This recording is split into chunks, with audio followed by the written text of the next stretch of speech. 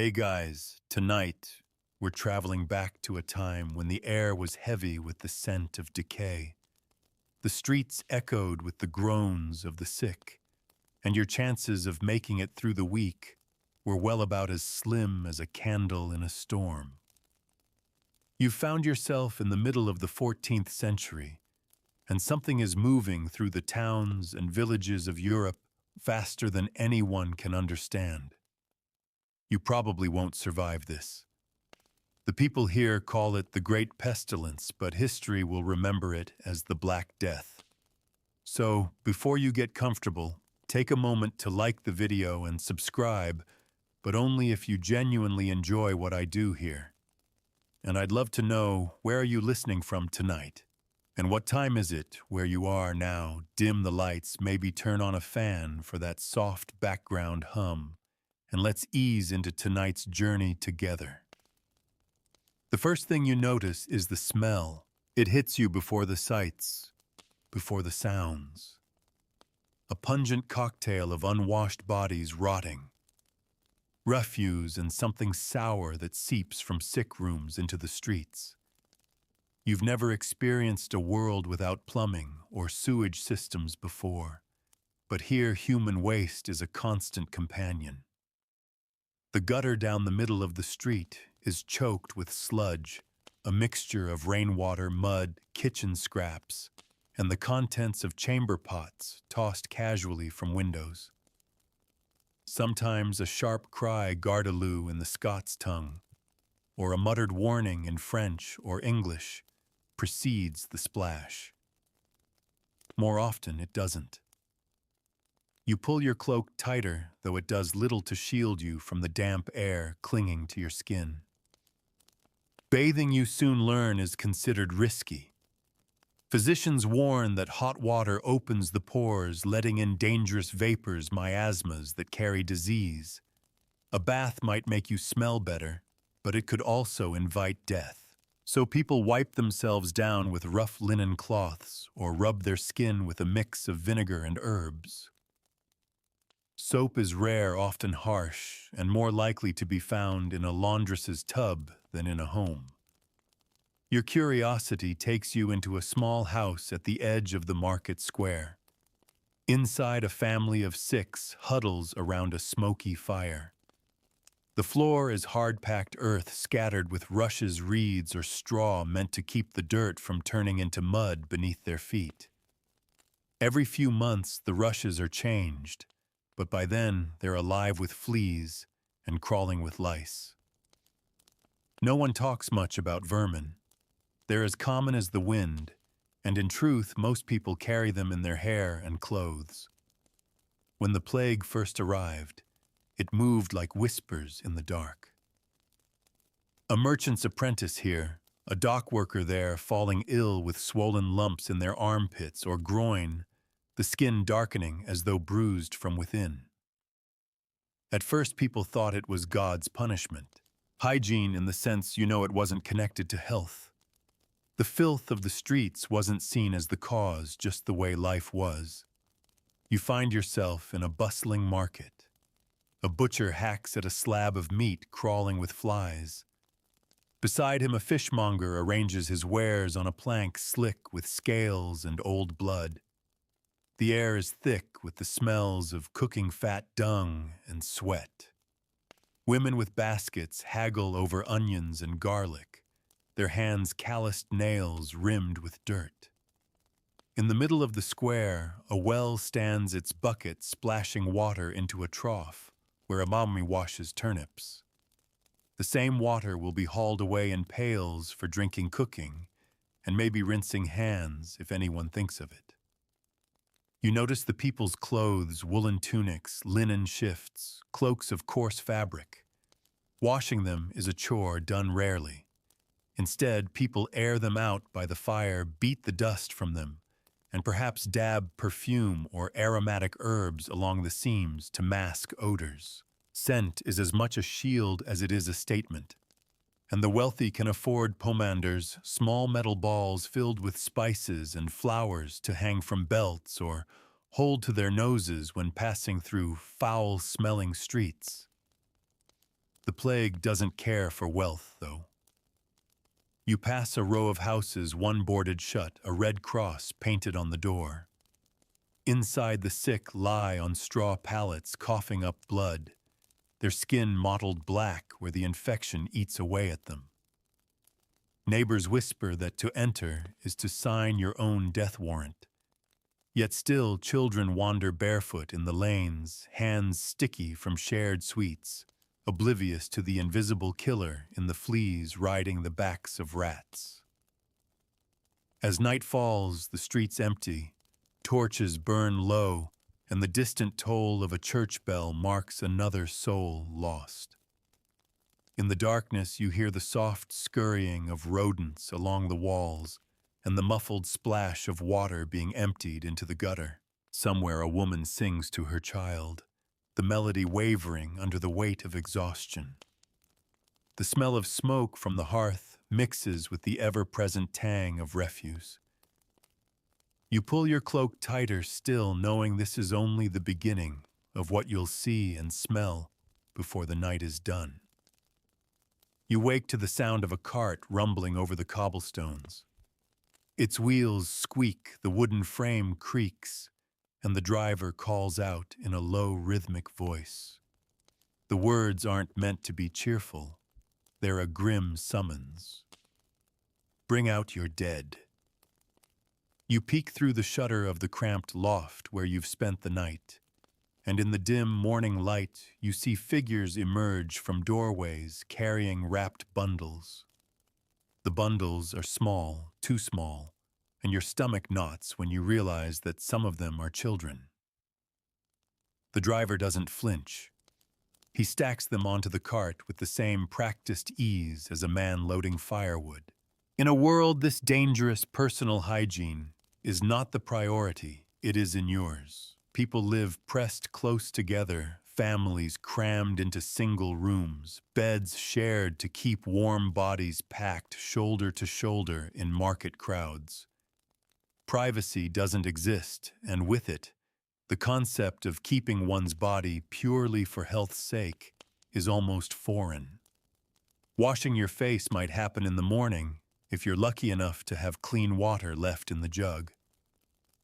Combing your hair might be a daily habit, but it's more to remove the larger lice than for appearance. Tooth care is almost non-existent. If you've kept all your teeth past 30, you're considered blessed. You decide to follow the cart, its heavy scent lingering in the damp air. It leads you toward the edge of the city, to a pit in the ground, where earth has been turned over so many times, it's more mud than soil now. Men stand knee-deep in it, hauling the dead from the cart and dropping them into the pit, lime dust puffing white into the air. The lime is meant to keep the smell down, though it barely works. It burns your throat just to breathe it in. A priest stands nearby murmuring a prayer, though he doesn't dare get too close. The living avoid touching the dead, believing the sickness can leap from skin to skin. They're not entirely wrong, though they think it's caused by foul vapors, not by the fleas nesting in the seams of clothing or hiding in the fur of rats.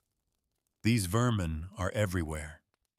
You see them dart across your path brazen in daylight, and you catch sight of one disappearing into the folds of a blanket drying on a fence. That blanket will be pulled around someone tonight, bringing with it the invisible enemy. Walking back toward the heart of the city, you pass through a tanner's yard.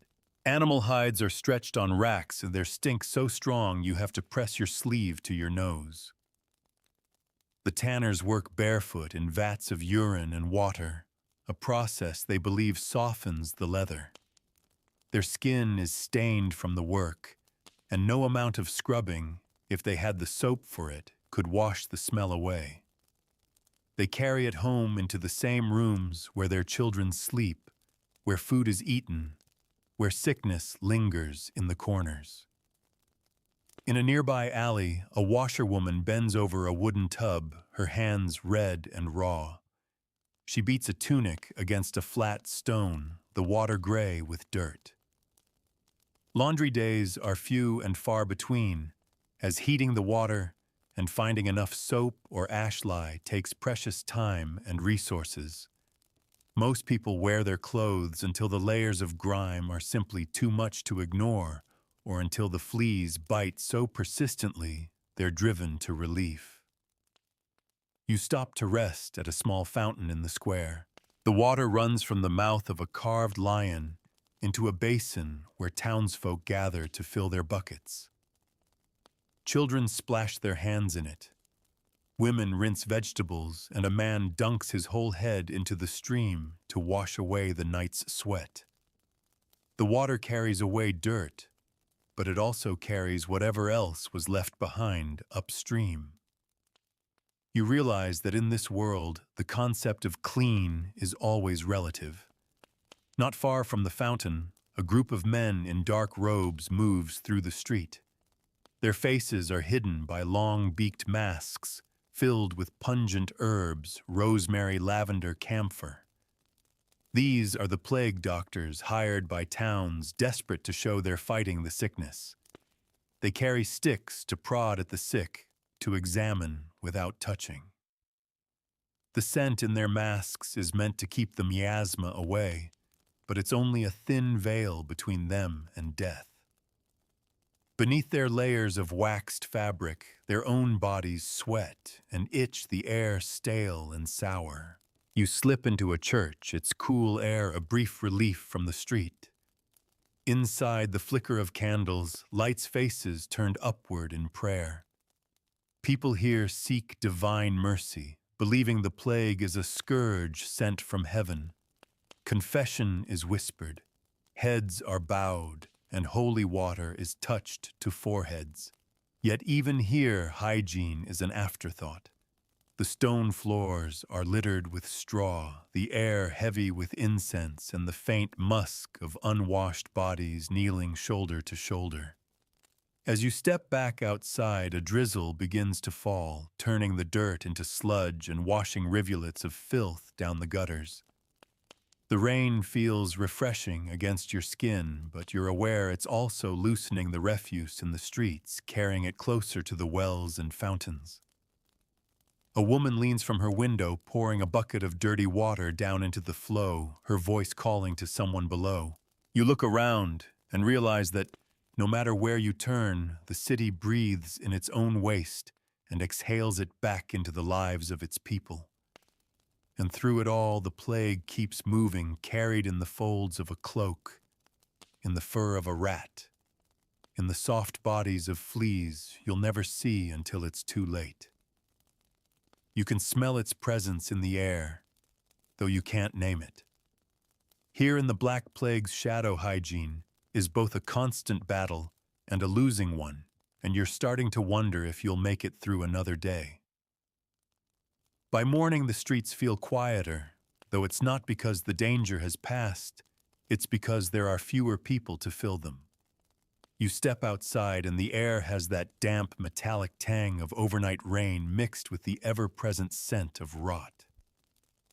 Somewhere close by, someone is boiling cabbage and the smell drifts over the rooftops, mingling with the sourness of unwashed bodies.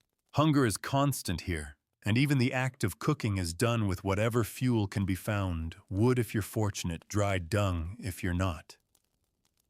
The smoke from these fires clings to clothing and hair so thick you can taste it when you breathe.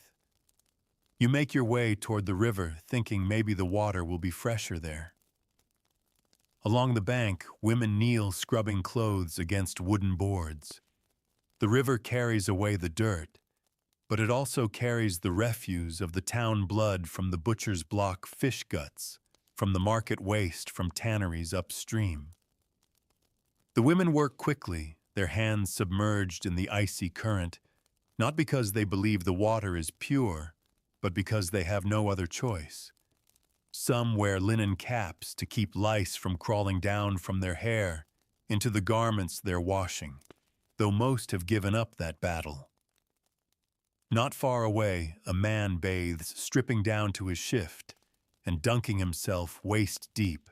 People glance at him with mild curiosity, but no shock, public washing is rare but not scandalous. He scrubs his arms with a handful of sand, which acts as a rough soap. When he emerges, the water runs in rivulets over skin that's pink from the cold, and almost immediately the river's wind coats him again in the smell of the world he lives in. As you walk along the riverbank, you notice the rats. They move in confident lines along the stones, whiskers, twitching eyes sharp. In your time, they'd be pests to be exterminated. Here, their background noise tolerated so long as they don't get into the bread. But you know better, you've read the histories.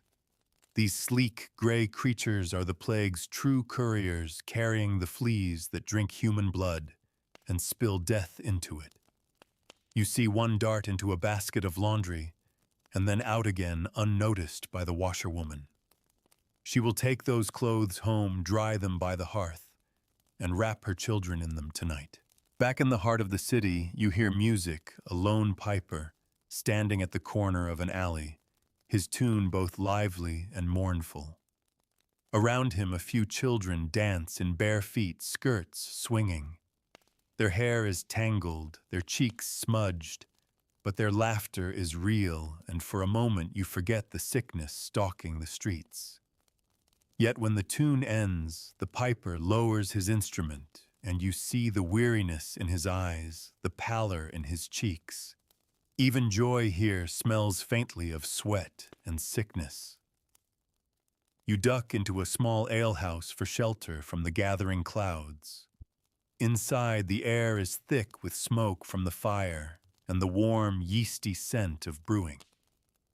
Patrons sit close at rough-hewn tables, sharing mugs, passing bread from hand to hand. There's no thought of germs or contamination. Bread is torn with fingers, ale is drunk from the same cup by 2 or 3 people.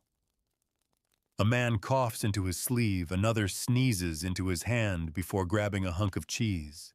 It's everyday life and no one blinks. The firelight dances over faces, illuminating dirt in the creases of skin, the sheen of sweat along hairlines. When you step back outside, the rain has begun again, heavier this time. The gutters overflow, carrying slurries of refuse toward the lower parts of town. You follow the stream and find yourself in a poorer quarter where the houses lean into each other, as though propping themselves up. Here, hygiene slips even further. Children squat by the gutters, watching small sticks float in the filthy water. A woman empties a night bucket into the street, not bothering to call a warning. The smell is immediate and overwhelming. Inside one of these homes, you see the simplest of washing tools, a bowl of cloudy water by the hearth, a linen rag beside it. The family will use it to wipe their faces and hands before eating, then again after, and maybe to clean the youngest child, if the mess is too much. The same rag might be used for days before being rinsed, and even then it will be in water that's already been used for something else. Word travels fast here, and you hear whispers of a new death near the marketplace.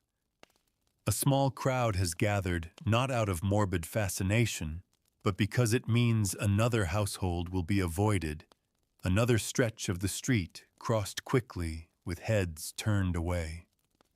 People murmur about sin, about punishment, about bad air drifting through the lanes. Someone suggests burning rosemary at the windows. Another talks of carrying garlic around the neck. You notice no one talks about washing except to warn against it. The belief that hot water and steam invite sickness is deeply rooted, and in the middle of a plague, no one dares test it. As you walk away, the bells of the church begin to toll again, slow and heavy.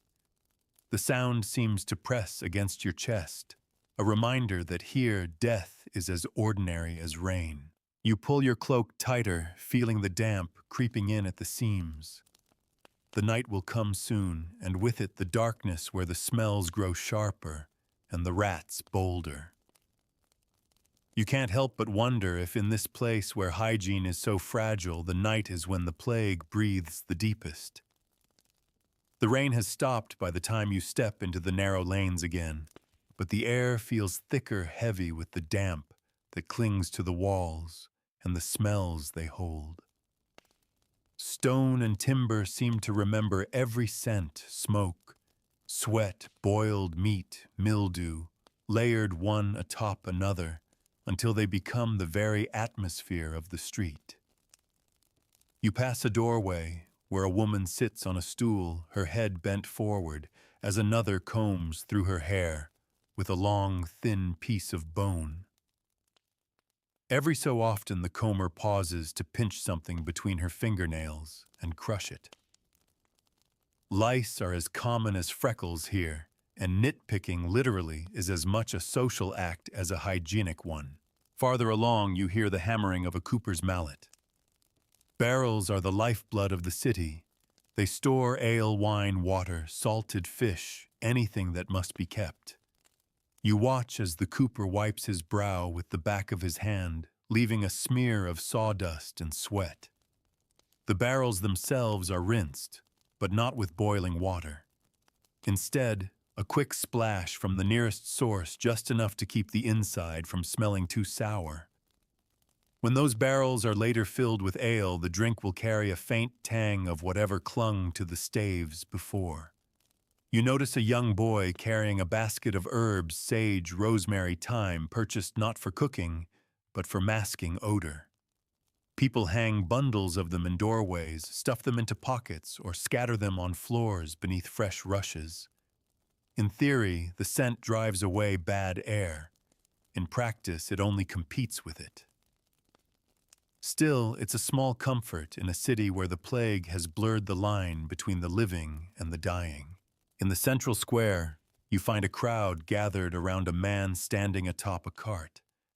He's selling miracle powders and plague-banishing waters from glass vials. His pitch is loud, confident, and the people listen intently, clutching the few coins they can spare. He claims his powder, likely just ground chalk or ash, should be sprinkled into bathwater to purify the body. It's an ironic suggestion, since few here would risk a bath at all.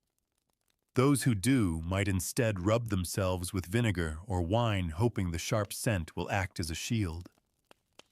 Leaving the square, you wander into the lane of the dyers. Cloth hangs in strips from high wooden frames, dripping blue, red, or yellow into the puddles below.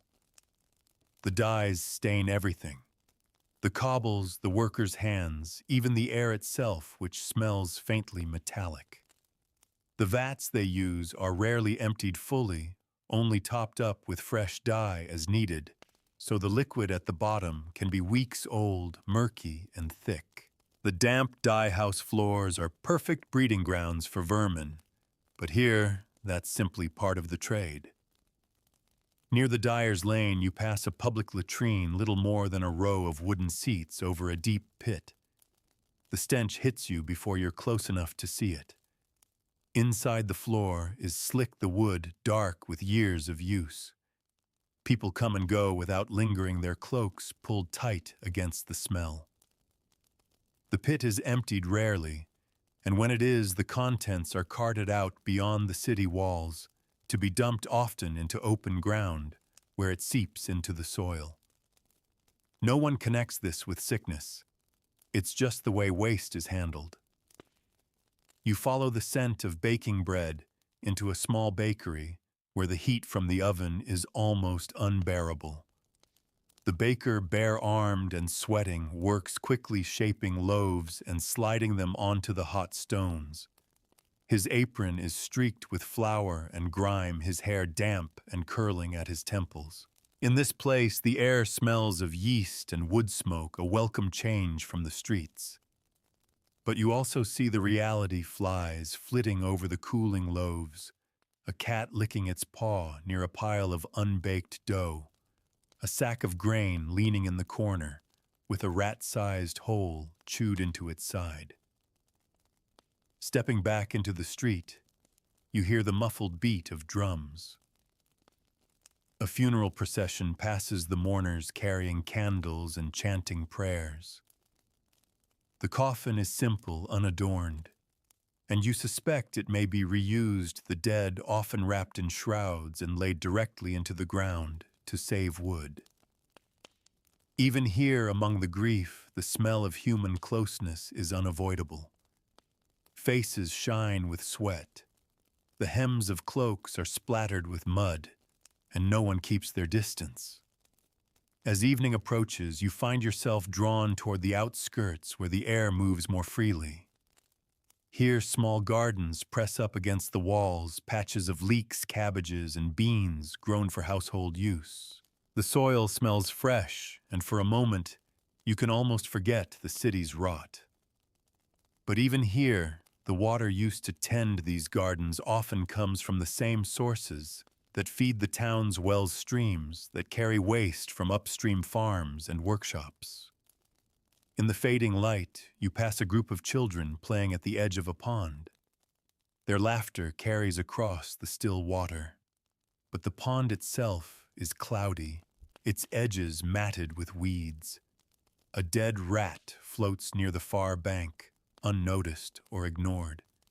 They splash each other with handfuls of the water, shrieking with delight.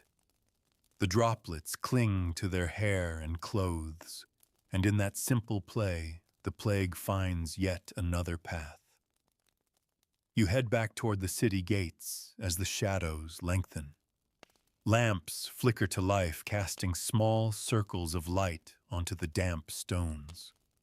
The smells deepen at night. Fires lit indoors release more smoke, chamber pots emptied into the gutters stew in the cooler air, and the unseen scurry of rats grows louder. You can feel the city breathing in around you, its lungs full of the mingled scents of life and death. And somewhere inside that breath, the Black Plague waits patient and unseen, moving from body to body in the dark. Night here is not silent.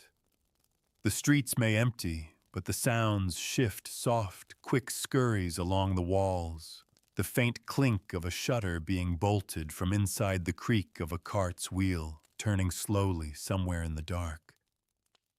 The city breathes differently after sunset, heavier and closer, as if the air thickens with the weight of everything it has absorbed during the day. You walk cautiously, your boots sinking slightly into the damp, uneven stones. Every now and then you catch the sharp scent of burning pitch torches carried by the night, watch their light sliding over doorways painted with red crosses. Inside those houses, the air is worse still.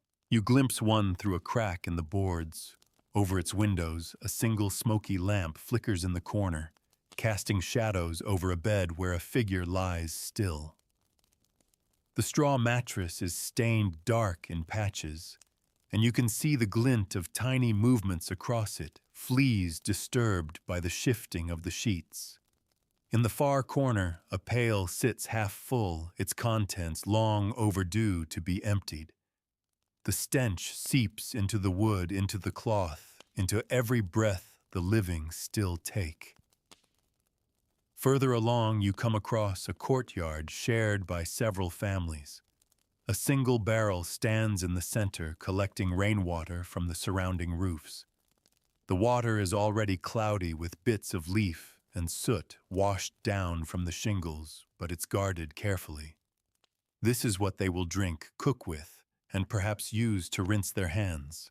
You watch as a woman dips her bucket and careful not to disturb too much sediment. A child follows behind her, plunges his hands in to fish out a floating twig, and laughs when the splash hits his sister. Hygiene here is always at war with the needs of survival. You pause near a small window where light spills into the street. Inside, a barber surgeon leans over a man's hand, stitching a gash with thread that's been boiled once, maybe twice, before being used again. His tools lie on the table beside him, knives, scissors, a small saw resting on a cloth stained brown from previous work. He'll wash them at the end of the night in a basin of water, Wipe them with wine if he has it, and be ready for tomorrow. Clean enough in his mind. In a time when people don't understand the idea of invisible infection, it's more care than most would take. The night watch passes by two men in heavy cloaks carrying staves. They glance at you, but don't speak, their boots splashing through the muck in the gutter. Behind them, a dog trots with its nose to the ground, searching for scraps. It stops, suddenly tugging at something in the shadows. You look closer and see it's an old shoe, stiff with mud, lying next to a piece of cloth that looks too fine to be discarded. You decide not to look closer. In a narrow alley, you find a group of washerwomen gathered under a makeshift awning. They're not washing clothes. They're scrubbing the wooden stretchers used to carry the sick to the burial pits. They work quickly, splashing water from buckets and scrubbing with brushes worn nearly flat. The water runs dark and red in the gutter, and they toss handfuls of ash after it, hoping to dull the smell. They talk as they work, swapping rumors about which streets to avoid, which houses have gone quiet.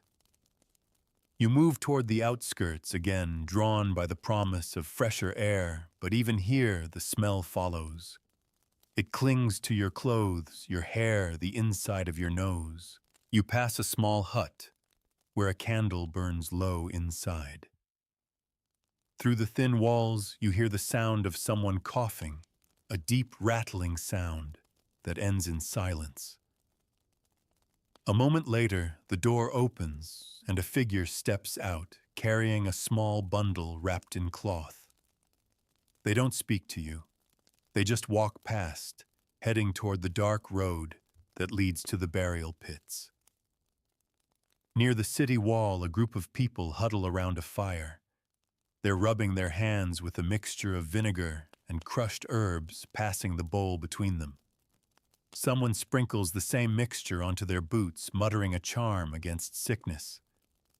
The smell of the vinegar is sharp, almost refreshing, compared to the heavy air around you. Still, you know it's only a thin defense against what moves through the city.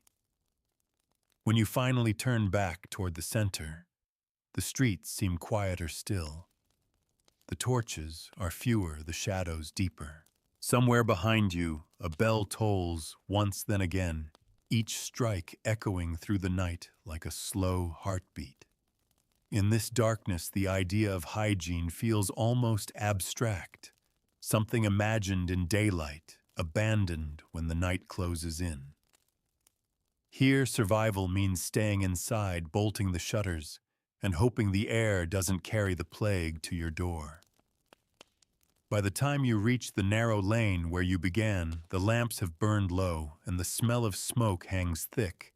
A door closes somewhere nearby, a lock slides into place, and the city settles into uneasy sleep. The rats, however, are just waking, moving boldly, now their claws scratching against wood, their noses twitching as they follow the trails left by human hands and human carelessness. They are the quiet thread weaving through every street, every room, every bed. And you can't help but feel that they already know exactly where they'll be needed next. Dawn comes gray and muted. The light filtered through a sky heavy with low clouds. The streets are slick from the night's mist, and the stones shine wet under your boots. Somewhere nearby, bread is baking again, the scent cutting briefly through the damp air before it's swallowed by the smells of the city waking. You hear the familiar chorus, the creak of shutters opening, the clatter of buckets being set down by the well, the shuffle of feet on stone. In a small courtyard, women are already at work tipping the contents of chamber pots into the gutter. The splash is followed by a practiced swirl of water to chase it along toward the main street. The act is so ordinary that no one thinks twice about it, but you watch the thin rivulet wind its way past doorways, picking up scraps of straw, animal droppings, and ash before disappearing into a drain. The idea that this might be connected to the sickness seems absurd to them. It's just the way things have always been. You wander toward the market, where the first traders are setting out their goods. A fishmonger guts his catch on a table already stained from days before. The smell of raw fish mingles with that of damp cloth from the draper's stall next door. Across the way, a butcher hacks at a side of meat, his apron stiff with dried blood. Flies gather quickly, settling and lifting in small black clouds whenever he rubs his knife.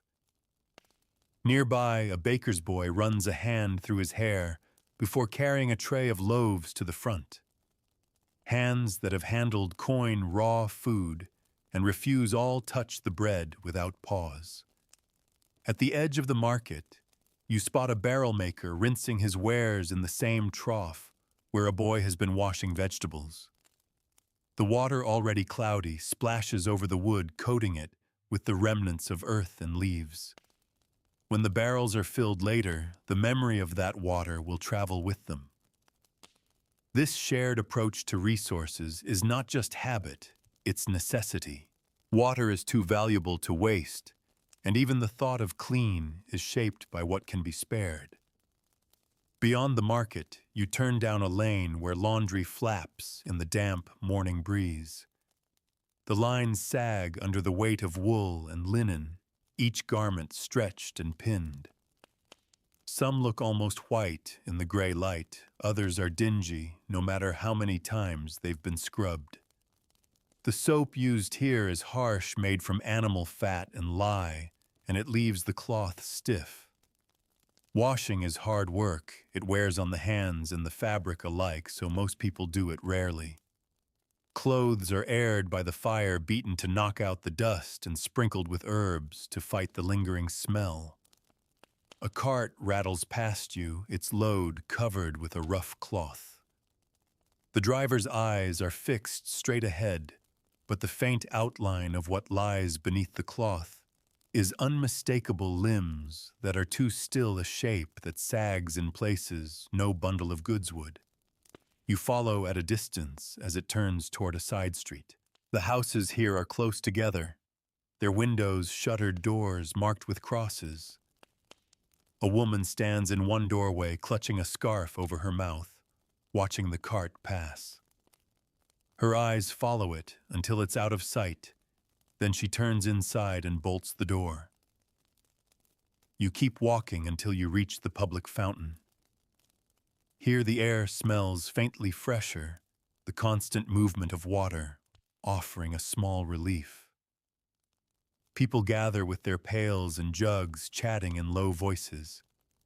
A child leans over the edge to watch the ripples, dipping his fingers into the cool surface. Just beyond him, a man fills his bucket and takes a long drink without hesitation. The water looks clear enough, but you know what it carries particles too small to see born from every source it's passed through before arriving here. A group of children rush past, chasing each other down the street. Their laughter echoes between the walls, but you notice the scabs on their knees, the dirt on their faces, the way their hair is matted at the nape. Play comes easily here, but even in their games, the threads of sickness weave silently, tying one life to another. As you move on, you hear the rhythmic thud of wood against wood. A carpenter is planing a board sawdust spilling onto the ground. The scent of fresh-cut timber is a rare sweetness, and you linger a moment before the smell of the street reclaims your senses. Nearby, a woman sells herbs from a stall, their green scent sharper than the air around them.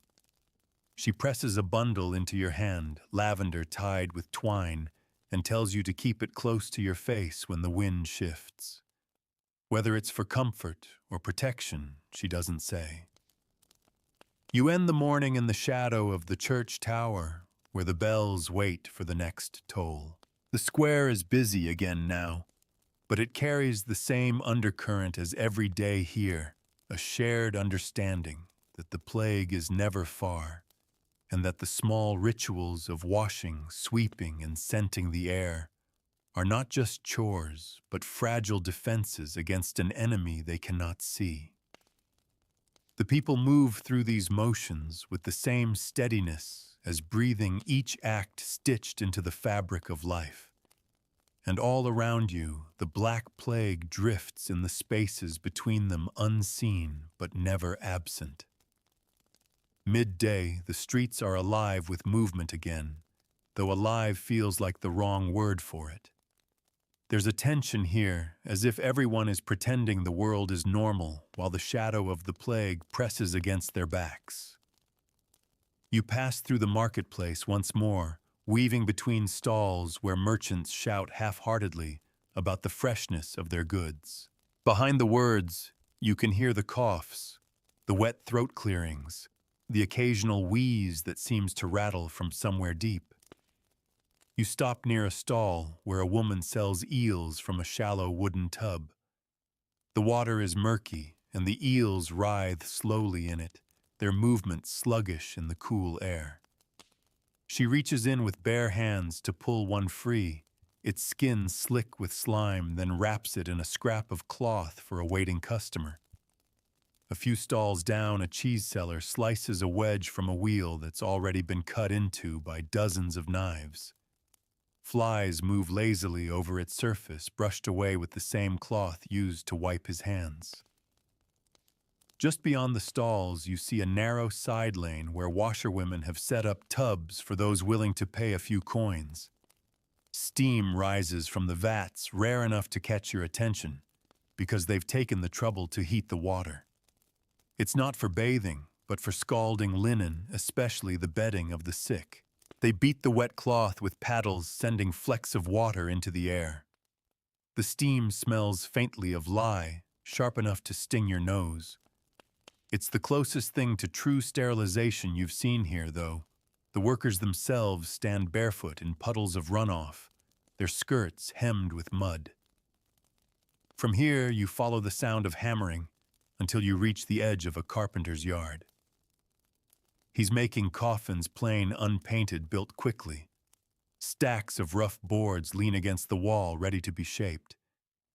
He doesn't stop to speak to you, doesn't even glance up from his work. There's no shortage of orders and no time to waste.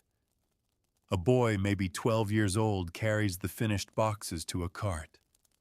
His hands are dusty with sawdust, his nose running, but he doesn't wipe it before lifting another load. Hygiene here is measured only in what doesn't slow the work. You turn away your boots, crunching over a scatter of dried rushes. They've been swept from a house and dumped in the street, pale and brittle from months of use. If you look closely, you can see the tiny shapes clinging to the stalks. Fleas waiting for the warmth of another host. You remember the houses you've been in, the floors, layered with fresh rushes over old, and how those layers hide more than they reveal. As you make your way toward the river, the smell shifts again from the sourness of people to the rank scent of tanneries. You follow the sound of splashing to where men stand in waist-deep pits working hides. The liquid they stand in is cloudy, the color of old tea, and the smell is almost enough to drive you back. They scrape the skins with curved knives, tossing the waste into a heap nearby. Dogs circle the heap, snapping up scraps, their fur already clotted with dirt. When the men are finished, they'll rinse themselves briefly in the river, pulling their clothes back on over damp skin, and head home with the smell still clinging to them. You pause by the riverbank, watching the water move sluggishly under the weight of debris. Children squat at the edge, dipping tin cups to drink. A woman fills a bucket while her toddler splashes a hand in it. Upstream, a butcher's apprentice tips a pail of offal into the current. The water swallows it without hesitation, carrying it toward the people downstream. You watch the pieces swirl and sink, and the thought of someone lifting a drink from the same flow makes your throat tighten. In the late afternoon, you find yourself in front of the apothecary's shop. The air here smells different, spiced, almost pleasant because of the bundles of dried herbs hanging from the eaves. Inside jars line the shelves filled with powders, roots, and preserved bits of plants. The apothecary is busy mixing a paste for a woman who claims her husband is burning up. He tells her to smear it on the soles of the man's feet and to hang rosemary at every window. She nods, clutching the bundle of herbs to her chest as she leaves. The paste itself smells faintly of vinegar and garlic, its sharpness masking the fact that it may do little more than offer comfort. You step back outside the cool air pressing against your face. The sun is beginning to dip, throwing long shadows across the cobbles. You know that soon the streets will empty again, and the sounds will shift back to the quiet scurries and distant coughs of night. But for now, the city is still awake, still moving through its rituals of work and survival. Every act, washing a cloth, sweeping a floor, lighting a fire, feels like part of a defense against something they can't see. And yet, you can't shake the truth that the Black Plague doesn't care how much rosemary you hang or how carefully you beat the dust from your clothes. It moves silently, without rules, through every breath, every touch, every drop of water. The last light of the day fades as you turn into a lane you haven't walked before. It's narrower than most, the walls leaning close overhead, as if conspiring to shut out the sky. Here the smells are concentrated, trapped between damp timber and stone, the sour tang of stale ale spilled from a tavern door, the faint musk of laundry that never truly dries, the sharper scent of a privy somewhere nearby. You can almost feel the air clinging to your skin, as if it carries a weight you can't quite shake. At the far end, you find the source of the sharper smell, a small outhouse that serves the row of houses along the lane. It's nothing more than a wooden shed built over a pit, with a door that doesn't quite close. Inside, the boards are worn and darkened, the floor sticky with the marks of years. A bucket of ash stands in the corner, meant to be tossed over the waste to keep the smell down. It's nearly empty. You step back quickly, the stench clinging to your breath. No one here will empty the pit until it's absolutely necessary, and when they do, the contents will be hauled away in an open cart, spreading their perfume through every street it passes. You wander on until you find a small cluster of homes where women are gathered with baskets, their hands busy sorting through clothing. They're checking seams and folds for lice, squashing the ones they find. Every so often, one of them holds a shirt, or shift close to the fire, watching to see if anything tries to crawl away from the heat. The smell of singed fabric mingles with the faint sweetness of the herbs they've scattered in the rushes underfoot. These are the small daily defenses that stand between them and misery, though they know they'll never truly win. A few streets over, you pass an inn where travelers are arriving. They bring dust from other towns, packed into their cloaks and bags. The innkeeper greets them at the door with a cup of watered wine, not noticing or not caring that their boots are crusted with mud from who knows where. In the corner of the common room, a man slumps at a table, his head bowed over a half-empty mug. His hair hangs lank, and when he lifts his head, you see the shadow of a swelling at his neck. No one moves away. No one calls for a doctor. Here, illness is so common that fear has dulled into resignation. As you leave the inn, you hear the distant ringing of a handbell. A figure in a dark hood walks slowly through the main street, the bell swinging from one hand, a lantern from the other. He's a corpse collector making his nightly round. You follow at a distance, watching as he stops at a door marked with a cross. The door opens, and two men emerge carrying a wrapped bundle. They pass it to him without ceremony, without words. He lays it gently in the cart behind him, where others already lie. A faint smell of lime drifts up as he throws a scoop over the newest edition. The cart moves on, and you turn into a quieter quarter of the city. Here gardens cling stubbornly to life in narrow strips of earth between buildings. The air smells faintly of damp soil and crushed leaves, a relief after the sharper odors of the streets. But even here you notice a thin trickle running from a nearby yard, carrying with it the leavings of a kitchen onion skins, a fish head, the gray water used to wash dishes. It seeps into the soil by the garden fence where herbs and greens grow. You linger by one of these fences, watching a woman shake out a blanket. Dust rises in the low light, catching the last glow of the sun. She folds it neatly, though you can see the patches where it's been mended again and again. That blanket will go back onto a bed tonight, covering bodies that share its warmth and whatever else clings to its fibers. Farther along, the scent of smoke begins to dominate. Fires are being lit for the evening meal, and the air fills with a mingled haze of wood peat and dung. You pass by open windows where the smells of cooking drift out, onions frying and fat bread toasting over embers, the faint sweetness of stewing apples. These smells are comforting in their own way, yet they also cling to hair, to clothing, to the walls themselves, adding another layer to the tapestry of scents that define the city. By the time you reach the main square again, night has fully settled. Torches sputter in their brackets, casting light that glints off the damp stones. The air has cooled, but it feels no cleaner, just heavier, as if carrying the whole day's worth of breath and smoke and dust in its folds. People move more slowly now, heading home to bolt their doors against the dark. You watch them go, their figures swallowed into the narrow lanes, knowing that behind every closed door lies the same truth in this time of the Black Plague.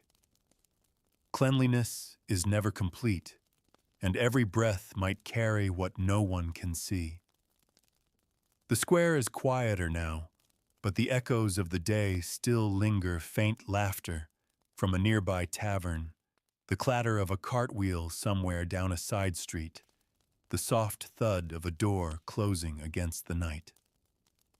You take the road leading toward the craftsman's quarter, where the air smells of oil, leather, and wood shavings. Even here, under the shroud of darkness, the workshops keep a faint hum of life. In one doorway, a cobbler works by lamplight, his hands blackened with polish and glue. He wipes them on a cloth already stiff with grime, then returns to stitching a sole. The floor beneath him is sprinkled with scraps of leather and bits of thread. There's no sense of clean as you know it, only tidy enough to keep the work moving. A few doors down, the glow of another lamp spills onto the street. Inside, a weaver tends to his loom, the clack of the shuttle steady as a heartbeat. His workshop smells of wool and lanolin, a rich, almost greasy scent. Bundles of yarn hang from the rafters, some faintly scented with herbs meant to deter moths. Washing wool is a laborious process, and most of what you see here has been scoured only enough to work with. The rest of the cleaning will happen later, if at all, when the fabric reaches whoever buys it. You move toward a row of houses where the street dips slightly, and the air thickens with damp. This part of town collects runoff from higher streets, and the gutters here are slow to drain. Pools of cloudy water reflect the torchlight, rippling when a rat scurries through. In the shadow of one doorway, you see a child squatting, rinsing a clay jug in the gutter water. He tips it to his mouth for a sip, then disappears inside before you can move toward him. Farther along, you pass a baker's shop with its shutters closed. The smell of yeast and ash still clings to the walls, but it's faint now, overpowered by the heavier scents of the street. Across from it, a public bathhouse stands dark and locked. You've heard of these places, rare in some towns, more common in others, but during the plague, many are closed out of fear that shared steam and water will spread sickness. The people here have replaced the baths with perfumed cloths, vinegar rubs, and the scattering of aromatic herbs in their homes. The bathhouse itself seems to sigh in its stillness, a relic of a time when water was a comfort rather than a danger. The road curves and you find yourself near the stables. The smell hits you before the sight. The sharpness of manure, the musk of animals, the sour tang of damp straw. Inside, grooms move between stalls, tossing hay and filling troughs. Their boots are thick with muck, their sleeves rolled up to reveal forearms streaked with sweat and dirt. Horses snort and stamp their tails, flicking at flies. Here, hygiene belongs to the animals. Hooves are scraped, coats are brushed, but the humans who tend them carry the stable's scent home on their skin and clothing. Beyond the stables, you reach the edge of town where the wall rises against the night sky. A watchman leans against the gate, wrapped in a heavy cloak, his spear resting at his side.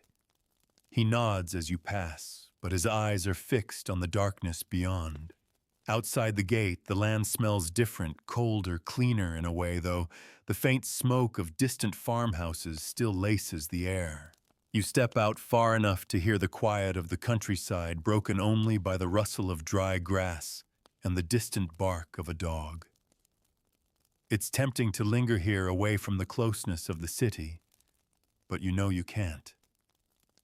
The gates will close soon, and being caught outside after dark means risking more than just the cold. You turn back the glow of the torches, growing stronger as you near the gate again. Inside, you pass by a small shrine built into the wall.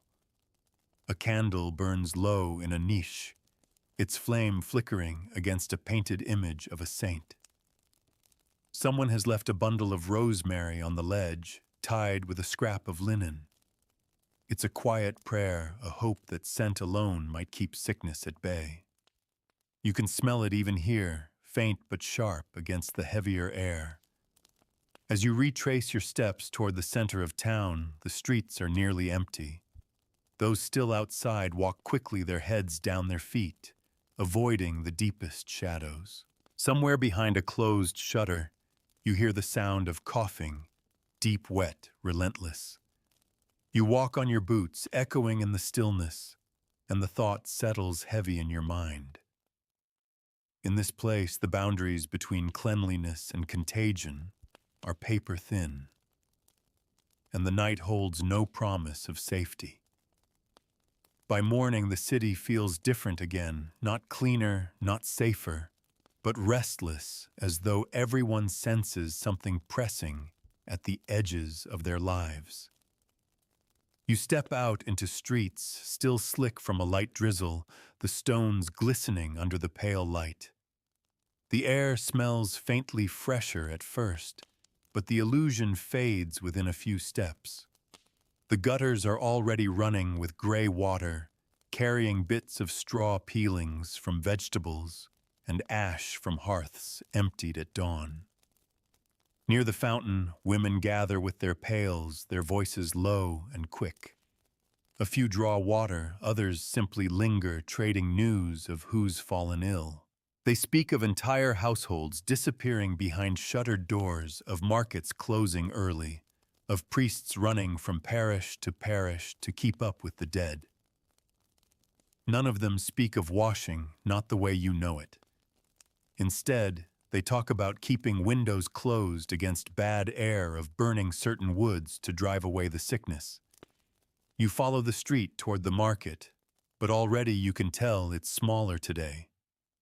A few stalls stand empty, their tables bare. At the butcher's block, there's less meat on display, and what's there is streaked with drying blood. The butcher wipes his hands on an apron stiff with use and offers you a slice of salted pork.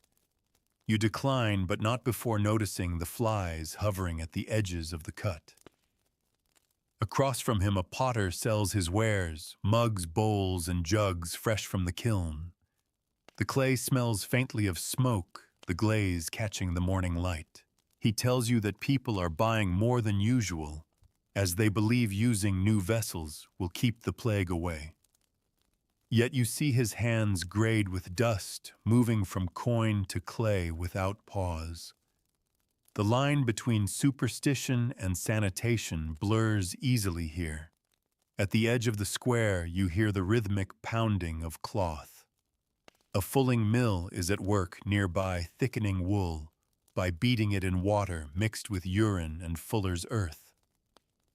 The smell drifts down the street, sharp, acrid, almost eye-watering. Workers stand ankle-deep in the slurry, their hands stained from the dyes that will be added later. They shout over the sound of the hammers, their voices rough from breathing the fumes day after day. When the cloth is finished, it will be clean by their standards, but you know it carries the memory of this water in every thread. You turn down a narrow lane where the cobbles are broken and uneven. The houses here lean forward, their upper stories nearly touching. Laundry hangs limp between them. Wool cloaks, linen shifts, a pair of stockings with more men's than original fabric. Below the gutters are slow-moving the water, thick with debris. A rat darts out its fur slick from the damp before vanishing into a gap beneath a door. You know without looking that behind that door there's food stored in sacks, rushes on the floor, and blankets folded on benches, each a ready haven for fleas. The lane opens onto a small courtyard shared by several homes.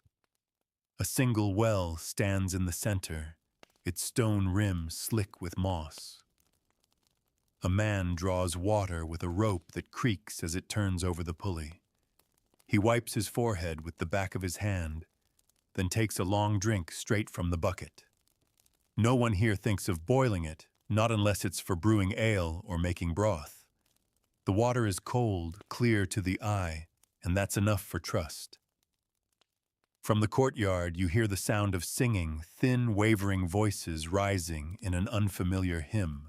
You follow it to a small chapel tucked between two houses. Inside, candles flicker their smoke, curling up into the dim rafters. The air is thick with the scent of beeswax and the musk of many bodies pressed together. A priest moves through the crowd, sprinkling holy water from a small silver vessel. Droplets land on heads, on clothes, on hands, and no one flinches.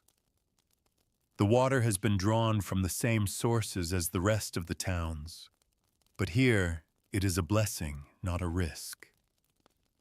When you step back outside, the light has shifted, turning the streets gold at the edges. The warmth is deceptive, pleasant to the skin, but it draws out the smells of the city in sharper relief. You catch the sweetness of rotting fruit from a cart, the iron tang of blood from a butcher's bucket, the faint but steady odor of waste drifting up from an open drain. Every breath here is a mixture, part necessity, part hazard. As you make your way back toward the main street, you notice how quickly people step aside for the sound of wheels. A cart approaches, covered with a heavy cloth, its driver silent. You know without looking what lies beneath. The plague's work never sleeps, and hygiene here is not the prevention. You know it is only the quiet, tending to what remains after it has passed. The sun hangs low in the sky as the day drifts toward evening. The streets take on that half-light where shadows grow long and the air seems to hold its breath. You follow a road leading toward the poorer edge of the city where the houses are smaller, leaning into one another, as if they can share strength. Here the smell changes, less of spices and cooking fires, more of damp, earth-rotting wood, and the slow seep of waste that never quite leaves the ground. At the edge of one alley, you find a row of washtubs. A group of women work there, their hands deep in cloudy water that smells faintly of lye and something sourer. They're scrubbing bedding, a rare and desperate act, because the house it came from has been emptied by the plague. The women talk quietly, casting glances over their shoulders, as if expecting the sickness to appear behind them. They rinse the cloth in the same tub water, swirling from gray to darker gray, then wring it out and hang it on a rope strung between two doorways. Drops fall onto the stones, pooling where a cat laps at them without hesitation. Further along, you see a child crouched at the edge of a gutter, digging at the rushes that line the street. He pulls out a rat by the tail, laughing as it twists and bites at the air. A man nearby swats it away with his boot, not out of disgust, but because he doesn't want the boy distracted from running an errand. Here vermin are part of life's background. A nuisance, yes, but hardly the monsters you know them to be. You pass a house with its door wide open. Inside, a man sits by the fire, scraping a pot clean with his fingers before licking them. The pot looks as if it's been used for days without washing, layers of grease building along its rim. Beside him, a girl stirs a wooden bucket with a spoon, the contents pale and thin, maybe porridge, maybe something stretched from yesterday's scraps. She pauses to scratch at her scalp, then resumes stirring.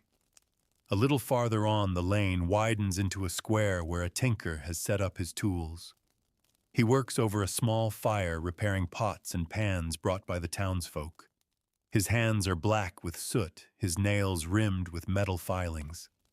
He wipes them on his breeches before taking a piece of bread from his pocket, eating without pause between bites and work. People crowd around, not minding the smoke or the smell. It's just part of the air here. Near the square's edge, you notice a group of men lifting the lid from a large pit. It's a cesspool, one of several in this part of town, and it's being emptied into barrels. The smell hits you like a physical blow, thick, warm, impossible to ignore. The men work quickly, their faces wrapped in cloth, though whether for protection or just to keep the worst of the stench away, you can't say. The barrels will be carted outside the walls and dumped, but you know the waste will still seep into the water and soil. No one here connects that seepage to the sickness. You step away, trying to escape the smell, but it lingers on your clothes, clinging as if it wants to follow you. Past the square, the houses thin out, replaced by small plots of land where vegetables struggle in the soil. A woman kneels in one, her hands deep in the earth. She wipes them on her skirt, then picks a cabbage and places it in a basket beside her. The leaves are speckled with dirt and the bite marks of insects, but she doesn't hesitate to add it to the others. Later, she'll rinse it in the same water she uses for washing her dishes. From here, you can see the burial ground beyond the walls. It's larger than you imagined, with mounds of earth rising in uneven rows. A cart approaches the gate, two bodies wrapped in cloth laid across its bed. The driver doesn't slow. He simply nods to the guard and moves on toward the pits. You feel the heaviness in your chest again, not just for the dead, but for the living who move through this world of dirt and disease with no real way to keep the two apart. As you turn back toward the city, the first bells begin to ring for evening prayer. The sound rolls over the rooftops, soft but steady, like a reminder that even here in the grip of the Black Plague, life still follows its rhythms. People still cook their meals, scrub their clothes, tend their gardens, and carry their dead. Hygiene here isn't about eradicating danger. It's about doing just enough to keep moving forward day after day, even as the shadow of sickness falls across every breath. The bells fade into the distance as you take a street that slopes gently downward toward a part of town where the air feels heavier, almost trapped. The houses here are packed so tightly that sunlight barely reaches the ground between them. The smell hits first, an oppressive blend of damp wood smoke and something sour that seems to seep from the walls themselves. You walk slowly, your boots sticking slightly to the wet patches where wastewater from kitchens has pooled in shallow dips along the cobbles. At one doorway, a woman sits on a low stool peeling turnips into her lap. The peels fall onto the ground beside her where a thin yellow dog noses through them. She pauses to wipe her hands on her apron before lifting a cup to drink water drawn from the well at the end of the lane, the same well that receives the runoff from every house here. The water in her cup looks clear enough, but the tang of metal in the air tells you it carries more than anyone can see. You pass an open window where a man is trimming his beard with a small knife.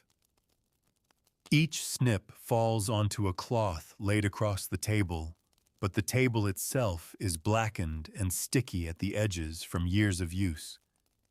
A child stands beside him, chewing a piece of bread. The child's face is streaked with dirt, his eyes bright but glassy, his hair matted at the back where it hasn't been combed in days. The man reaches over to adjust the child's collar with the same hand that moments ago was gripping the knife. Around the corner, a group of boys are gathered in a circle, crouched over something on the ground. You lean in just enough to see a cluster of lice flicked from someone's clothing, wriggling in the dust. The boys prod them with sticks, laughing when the tiny bodies try to crawl away. It's a game here born from something too common to be feared. You make your way toward a small shop where the scent of vinegar drifts out the open door. Inside, a woman stands behind a counter lined with jars of pickled vegetables. She ladles carrots and onions into a clay pot, for a customer, the brine dripping onto her hands. She wipes them on her skirt before taking coins and giving change. The vinegar smell is sharp, almost cleansing, but you know it's only masking what lies beneath the same hands that work the soil, tend the sick, and fetch water from shared sources. From here, you follow the sound of wood being chopped. In a narrow yard, a man is splitting kindling.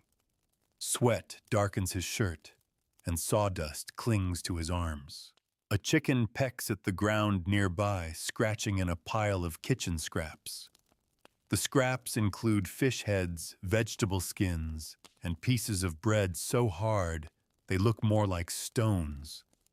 In another corner, a pile of old rushes waits to be burned, but for now it's home to a tangle of movement fleas and other insects invisible until you get close enough to feel them. Farther down the lane, you come upon a family gathered around a low table outside their door. They're eating from a shared pot, each dipping bread into the same broth.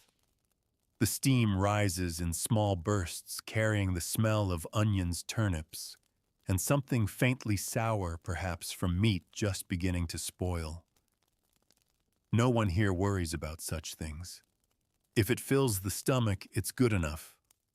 A little spoilage is simply cut away or masked with herbs. You pause at the edge of a wider street where a man with a cart is selling bunches of lavender and rosemary. People crowd around, buying not for flavoring food, but for hanging in doorways or carrying in pockets.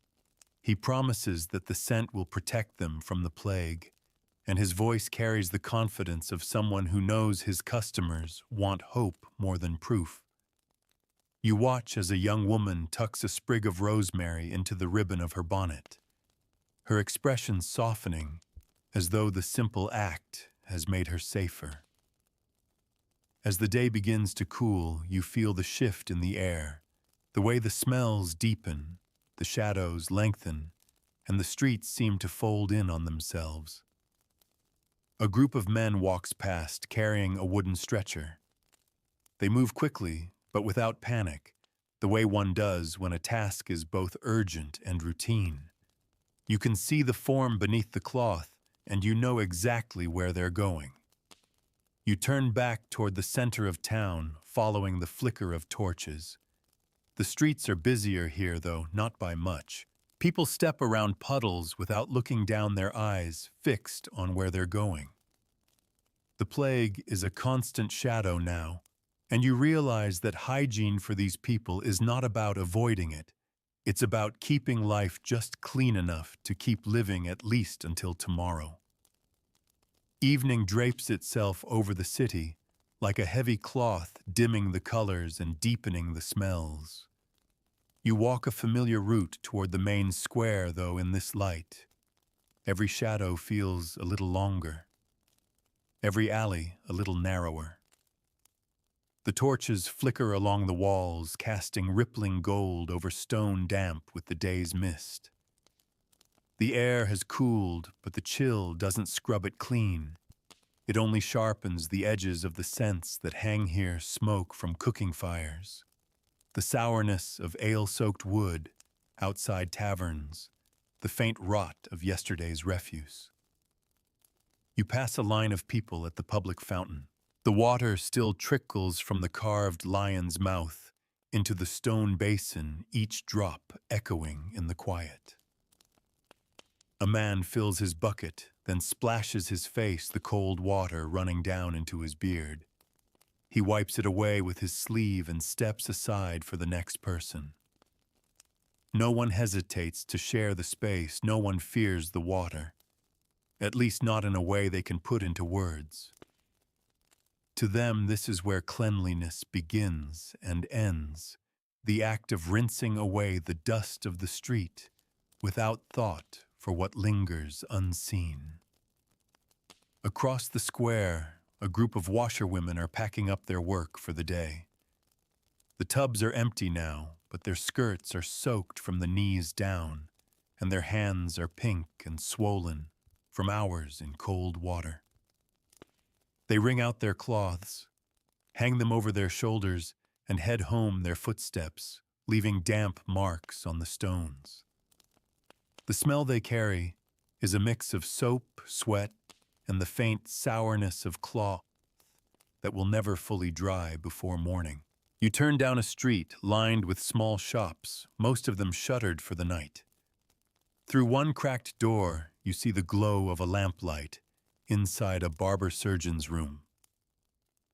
He's wiping down his tools with a rag dipped in wine, the liquid darkening the wood of the table. Behind him, a bundle of bloody cloths lies in a heap, waiting to be rinsed in the same basin where he's just cleaned a saw. For him, this is hygiene enough, removing the visible dirt, masking the smell with something sharp and strong. The idea of invisible danger has no place in his world. At the far end of the lane, the air thickens with the scent of animals. You've reached the butcher's quarter where scraps and bones lie in piles outside the workshops. Dogs linger here, tails wagging slowly as they wait for a thrown bone. Rats, bolder now that darkness has settled, dart in and out of the shadows. A few skitter along the edge of the gutter, their wet fur glinting in the torchlight. They move with a confidence born from knowing this city belongs as much to them as it does to the people. Past the quarter, you come upon a small open space where a fire burns low in a brazier. Around it, a group of neighbors gathers, passing a shared mug of ale. They talk quietly, their voices dropping, when the conversation turns to sickness. One man swears that bathing with vinegar saved his brother. Another insists that keeping windows closed is the key. A woman nods toward the rosemary pinned to her shawl, saying it's kept her safe so far. None of them speak about rats or fleas, or the ways disease might travel without scent or sight. The plague is still to them a thing of air and punishment, not of small, unseen carriers. You leave them and walk toward the edge of the city where the wall looms high. Just inside the gate, there's a small shelter used by travelers who arrive after nightfall. It's little more than a roof over rough benches, but tonight it's crowded. Men and women huddle under cloaks, their belongings piled at their feet. The smell here is dense, a mixture of wet wool sweat and the faint musk of animals from the road. A few try to sleep, sitting up their heads, nodding forward. Others share bits of bread or dried meat, passing it from hand to hand. Hygiene in such close quarters is a luxury no one expects. Turning back toward the city's heart, you pass by a darkened church. The doors are closed, but candlelight glows faintly through a crack, and you can hear the murmur of voices within. You pause to listen, catching fragments of prayer, the sound of someone weeping softly. The air here smells faintly of beeswax, an incense scents that promise comfort, even if they offer no true protection. As you make your way homeward, the streets grow quieter, the few remaining lamps flickering against the walls. Somewhere far off, a single bell tolls slow, deliberate, carrying through the night like a heartbeat. The city is holding its breath again, waiting for morning, waiting for the next wave of news, waiting for whatever the Black Plague decides to take.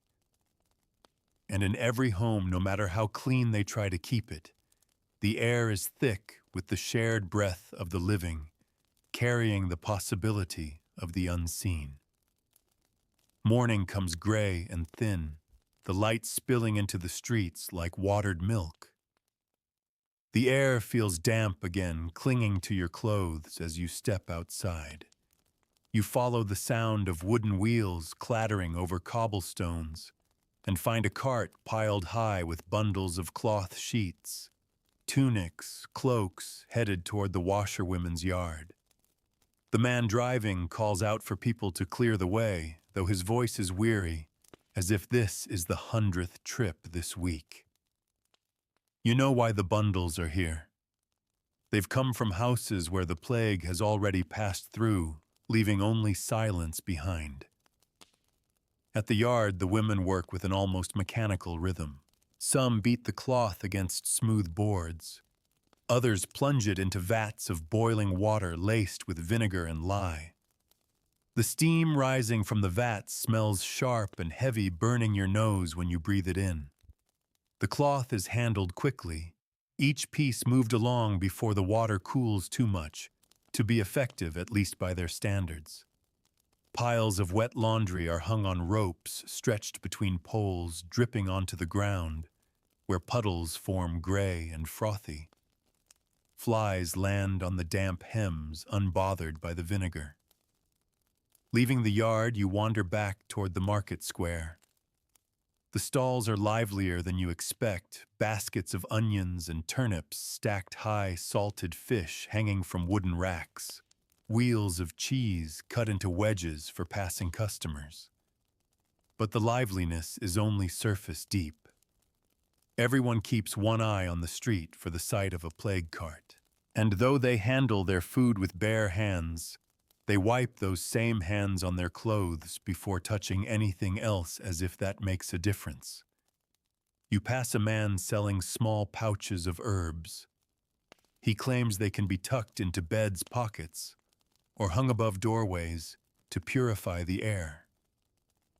The mix smells strong lavender sage and something more bitter. A woman buys two, handing him coins still warm from her palm, and he takes them without hesitation. In this city, the exchange of touch is constant, unconsidered, and yet it is in these small contacts that danger passes quietly from one to another. Farther on, you step into a lane where the cobbles give way to packed dirt. Here the houses are lower, their roofs sagging under the weight of years. Outside one, a man kneels beside a barrel, rinsing his face with handfuls of water drawn from it. The water runs back into the barrel, clouding slightly before settling. He doesn't seem to notice. Inside the doorway, a child leans against the wall, rubbing his eyes with dirty fingers, his hair thick with tangles. At the end of the lane, you find a tannery. Men are scraping hides stretched over frames, the sound a steady rasp that grates against the quiet morning. The smell is overpowering urine-rotting flesh and the sharp bite of tannin from oak bark. They work bare-handed, leaning into their labor, and when they pause to drink from a shared jug, they wipe their mouths with the same hands. The scent clings to them, a second skin they'll carry home to their families. From here, you walk toward the city's edge where gardens struggle in narrow strips of soil. Women tend to them, pulling weeds with quick, practiced motions. They brush the dirt from carrots onto their skirts, then tuck the vegetables into baskets without washing them. Later, the dirt will be scraped away, but rarely will the roots see more than a splash of water before being cooked. Water is for drinking first, cleaning second. Near the wall, you spot a group of children playing in the runoff from a broken pipe. They splash barefoot, shrieking with delight when the water sprays upward.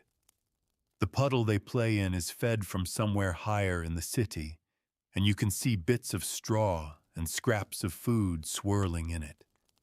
No one calls them away. Here, the sight of children laughing is worth the risk no one fully understands. By the time you turn back toward the center, the day has warmed slightly. The smells grow heavier with it, sweat rising from skinned fish beginning to sour in the sun, waste ripening in the gutters. The city seems almost to exhale in the heat, pushing its breath into every open doorway and window. And you can feel in the way people move and speak that the plague is still here, invisible and patient, threading itself through the very air they breathe. The day wears on, and by late afternoon, the streets have thinned again. People move with more purpose now, eager to finish their errands before nightfall. You take the long road through the butcher's quarter, where the stones are slick from the day's work.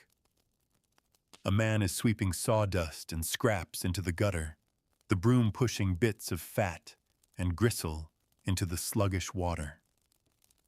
The smell of raw meat hangs heavy, mixing with the sharper tang of blood that's seeped into the cracks of the stones. Beyond the quarter, you turn toward the river. The water moves lazily, its surface dappled with the reflection of the low sun. A group of women kneels at the bank, rinsing vegetables. They scrub the dirt away with their hands, letting the roots soak before dropping them into baskets.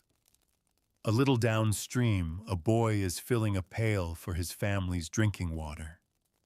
Just beyond him, the shadow of a dead animal floats slowly toward the reeds. No one seems to notice, or they've learned to look away. On the far side of the bridge, you come to a row of houses with gardens that press right up to the water's edge. The air smells faintly fresher here, but you can still catch the undertone of smoke and damp earth. In one garden, a woman is shaking out a rug. Dust blooms into the air, catching the sunlight for a moment, before drifting down to settle again on the damp ground. Her neighbor leans from a window to toss a bucket of gray water into the garden path, the liquid pooling briefly before trickling toward the river. You head back into the city as the light begins to fade. Passing the apothecary's shop, you see him locking the door. The air outside still smells faintly of the herbs that hang inside rosemary, lavender, camphor, but the scent is swallowed quickly by the mix of the street. A man walks past, carrying a bundle of rushes for his floor. They look fresh now, green and fragrant, but in a few weeks they'll be as trampled and filthy as the ones they replace. At the edge of the square, you pause by the public fountain.